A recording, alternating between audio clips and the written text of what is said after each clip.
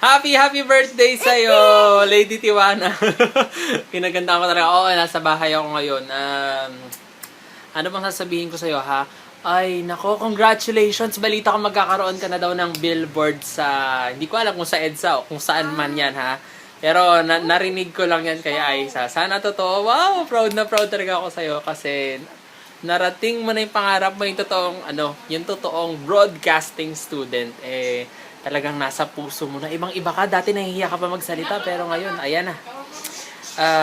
Nice one talaga kasi nandiyan ka na sa tagumpay mo. Sana magtagumpay ka pa. Sana ma-meet at malamangan mo pa yung expectations ng mga boss mo dyan sa energy. At more energy sa'yo, ha?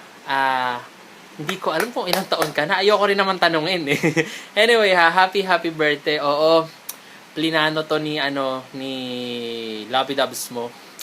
At medyo late na nga ako kasi ngayon ko pa lang siya ginawa. So, syempre, medyo marami rin kasing ginagawa. Pero, humana pa rin ako ng oras at paraan kung paano ko to gagawin para sa'yo. I'm so proud of you kasi nandyan ka na sa Rurok. Nax, hindi naman totally Rurok, pero at least nagagawa mo na yung bagay.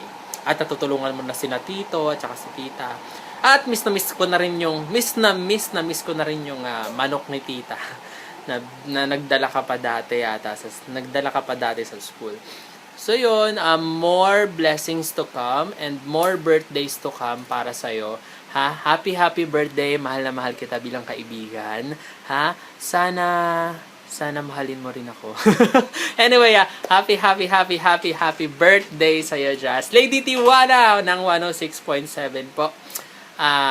Makinig po kayo sa kanya. Meron pa sabi. Makinig po kayo kay Lady. Makinig po kayo kay Lady Tiwana ng 106.7 Energy FM from Monday to Friday, tuwing gabi yan. At meron siyang Saturday. So yun, sana suportahan niyo po ang nag-iisang Lady Tiwana sa balat ng lupa ng Lyceum. Na isang Lycean at proud na proud talaga ako sa'yo kasi thesis mate kita eh, di ba? For a year, nagkasama tayo, nakita mo yung totoong ugali ko, nakita ko rin naman yung ugali mo.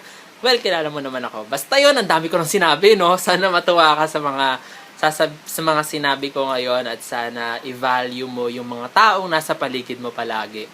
Lalo na syempre yung parents mo at sana maging malakas ka, think positive palagi, huwag kang mawawala ng pag-asa kapag nafe-feel mo na nadadown ka, huwag mong isipin palagi yun. Isipin mo may mga taong nagmamahal sa'yo at kami yon.